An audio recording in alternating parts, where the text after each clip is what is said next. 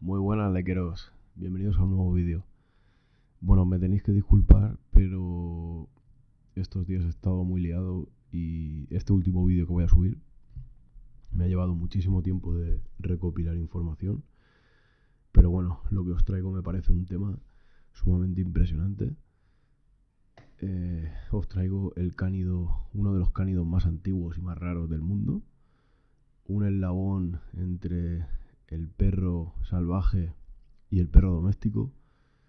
Una clara representación de la primera domesticación del perro llevada a cabo por el hombre. Como siempre hacemos, un análisis profundo de geografía, historia y sobre todo ciencia. Vamos a hablar de ciencia y creo que este vídeo va a resolver muchas dudas acerca del dingo. Vamos a hablar sobre todo la controversia que genera en Australia. Si se protege, no se protege, qué daños causa, está equilibrado con el medio, favorece a la biodiversidad y al equilibrio atrófico. Bueno, os pongo la cabecera y vamos con la aventura.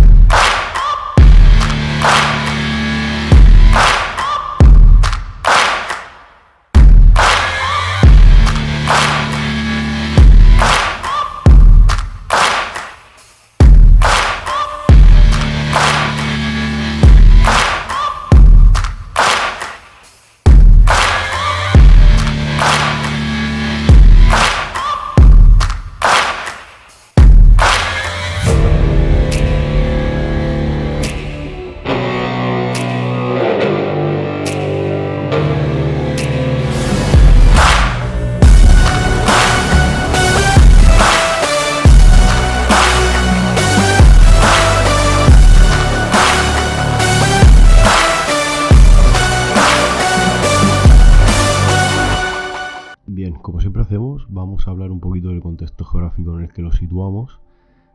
Australia, uno de los países más grandes del mundo, con unos climas extremos, yo diría que uno de los países más extremos que hay a la hora de... tenemos desiertos completamente áridos, épocas del año en el que se producen lluvias torrenciales muy peligrosas, épocas de sequía, en fin, una amalgama de climas que hacen al dingo un auténtico superviviente muy adaptado y equilibrado en el medio. Para que os hagáis una idea, Australia comprende casi el mapa entero de Europa y Antártida juntos. Más o menos se estima que la llegada del dingo al continente, a Australia, llegó hace unos 3.500-5.000 años, dado a las últimas evidencias arqueológicas en cuanto a fósiles encontrados, aunque muchos biólogos estiman que puede ser más antiguo. Y esto también lo deducen por la relación, se podría decir, simbiótica que tienen con los aborígenes, con los indígenas australianos, que para ellos simboliza un tótem, un icono, en el que lo han estado intentando domar desde hace miles de años, no lo han conseguido. No hay pruebas científicas en las que haya habido domesticación, en las que haya habido selección de ejemplares. Y esto viene dado porque el dingo no es ni un perro ni un lobo, es un eslabón entre medias. Quiero decir, no es un animal al que sea fácil de domar y domesticar. Bien, en cuanto al contexto geográfico, territorio y por la comida. Bien, otro de los paradigmas que se dieron, otro de los fenómenos que se dieron fue la llegada de los europeos, de los colonos, en este caso los ingleses. Pues bueno, esto supuso una transformación del territorio, una regresión de las culturas indígenas nativas, trajeron nuevas especies de perros y también de ganado, lo que transformó el territorio, muchas más zonas de agua para abastecer a este ganado, por lo que toda la biodiversidad autóctona de Australia proliferó y compitió con los intereses de los nuevos colonos. Se estima que este fenómeno se dio alrededor del año 1788. Bien, me gustaría hablar de la figura de Pat Shipman, que ha escrito muchísimos libros, muchísimos artículos científicos. Es una bióloga, zoóloga ya retirada de la Universidad de Pensilvania, creo que fue profesora allí. Y bueno, pues en varias entrevistas que he podido ver, concedió varias entrevistas muy interesantes, como por ejemplo la que se dio aquí en España de Redes, que la realizaba Eduard Punset, muy conocido por los españoles. Y bueno, esta entrevista es muy interesante porque aquí se plasma la idea de que no se le debería de llamar al dingo un perro salvaje, porque este es el paso de convertirse en presas a depredadores. Me refiero al hombre. El hombre pasa a ser de una presa a ser un depredador. Y esto viene dado a por eso os nombro esta entrevista, que si alguien quiere se la paso, muy interesante. La importancia de la cooperación con los animales, sobre todo con los perros. El generar ese vínculo con otros animales, yo siempre me oiré mucho decir vínculo y primitivo en este canal, pero es muy importante ese vínculo que se dio entre el hombre y los animales. El hecho de convivir, cooperar y trabajar con los animales nos ha hecho más humanos como somos ahora. Hay que decir que Pat Shipman realizó un estudio con varios colaboradores en el que se estudia el origen de los lobos, de los primeros perros y de los dingos. La conclusión con la que voy a finalizar el vídeo la voy a adelantar ahora, para que quede claro. Un dingo es un lobo que está en camino de convertirse en un perro, según dice la científica Pat Shipman a la hora de elaborar el estudio, completísimo, como siempre pasa con los cánidos. Yo no sé, me parece impresionante la cantidad de dinero y la cantidad de tiempo que le dedican a estudios sobre cánidos. Me parece fascinante, ahora lo vamos a ver. Entonces la conclusión, repito, un dingo no es un lobo en camino de convertirse a un perro, pero nunca llegó a hacerlo. Cierro comillas. Bien, otro de los temas que suscitan bastante controversia es el tema de la hibridación. En la mayoría de los casos es inviable, o si se da, el resultado de especímenes son estériles, pero en el mundo de los cánidos, bueno, me refiero a, por ejemplo, caballos con burros, o salen tigres con leones, muchísimos más casos en los que normalmente o salen estériles o no salen muy bien genéticamente, pero el mundo de los cánidos es totalmente distinto, como podéis ir viendo en los vídeos que subo al canal, que suscita muchísimos problemas a la hora de establecer un límite, un origen de una especie de cánidos. Lo podéis ver en los vídeos que hice sobre el chacal dorado, sobre el origen de los chacales lobunos, lobos chacaloides. Toda esa controversia, toda esa hibridación que se dio es muy complejo. Entonces, ¿cómo deberíamos de llamar al dingo? ¿Canis lupus dingo? ¿Canis familiares dingo? ¿Canis dingo? Aquí vamos. Esto genera un gran debate entre zoólogos, biólogos, veterinarios, porque el dingo no encaja en el arquetipo occidental de lo que entendemos como perro doméstico. En el mundo occidental nosotros siempre aludimos a que el perro procede del lobo, pero ya he demostrado en muchos vídeos que eso no es del todo cierto, o al menos gran parte no es cierta. Vuelvo a resaltar la importancia de los aborígenes, porque incluso ellos, en sus propios dialectos o idiomas, que por cierto ahora os pondré un fragmento de un mapa para que veáis la cantidad de idiomas que tienen estos aborígenes, estos indígenas australianos, me parece fascinante. Bueno, pues en muchos de sus idiomas ellos reafirman que no es un perro. ¿Por qué? Porque representa una espiritualidad, como siempre. Me recuerda muchísimo el caso del dingo al lobo ibérico, porque las culturas antiguas, prerrománicas, siempre tenían ese vínculo con ellos, pero nunca lo llegaron a domar, nunca lo llegaron a domesticar. No estoy diciendo que el dingo sea un perro, pero sí tiene esa esencia de ser un cánido primitivo que nunca ha podido ser domado, pero sí ha convivido con estas tribus indígenas. En la Universidad de Nueva Gales del Sur una serie de biólogos, zoólogos, analizaron unas muestras genéticas, sobre todo de heces, en las que llegaron a la conclusión de que la población de dingos no hay casi mestizaje. Es una población muy estable.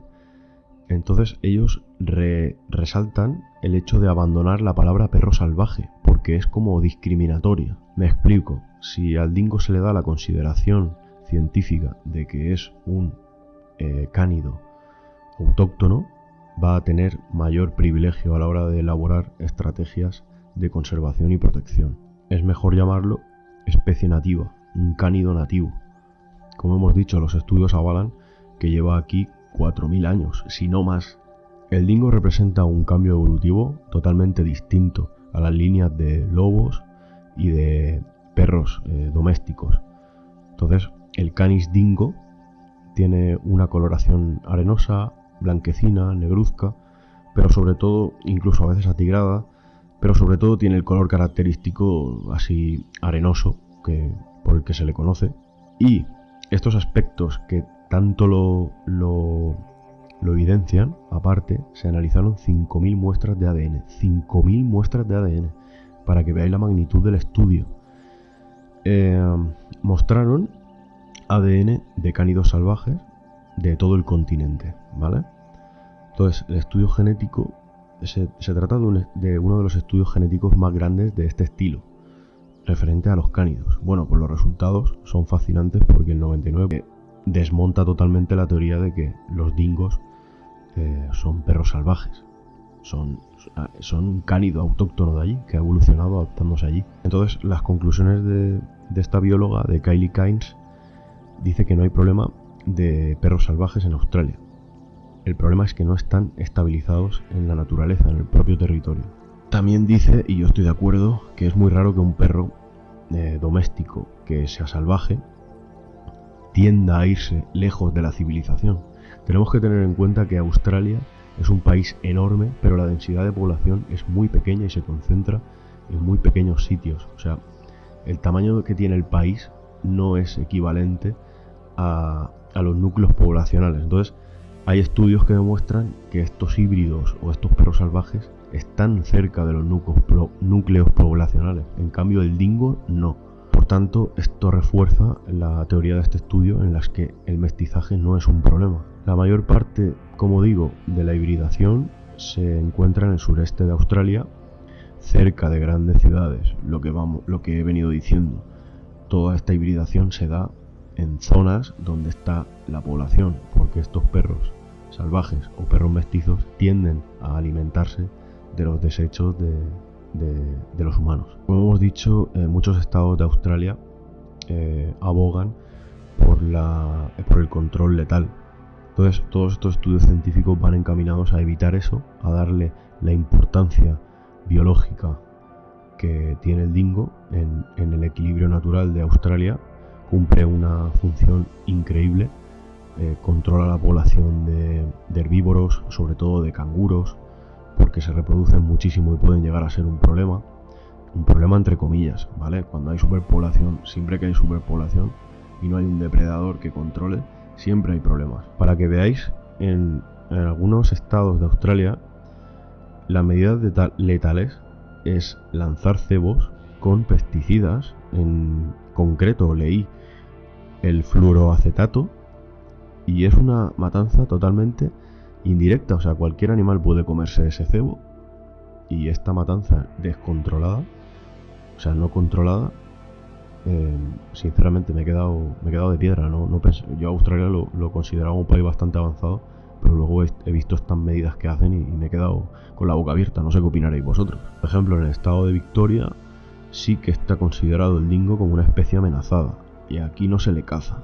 En cambio, en Nueva Gales del Sur sí que se le hace un control letal. El dingo, como hemos dicho, aparte de controlar a los canguros, también controla a muchísimas plagas que se dan, como por ejemplo los gatos salvajes. Los mantienen muy a raya. Bien, para no hacer muy largo el vídeo, voy a dar una serie de conclusiones que he sacado y que han sacado los biólogos. Yo estoy totalmente de acuerdo. Por una parte, en términos evolutivos, el dingo representa la aproximación más directa del fenómeno de domesticación de un perro, de un cánido. como hemos dicho anteriormente, es un eslabón perdido, por así decirlo. Es como la pieza que faltaba, ¿no? También podemos decir que la fisionomía y el comportamiento lo delatan, lo distinguen totalmente de un perro doméstico.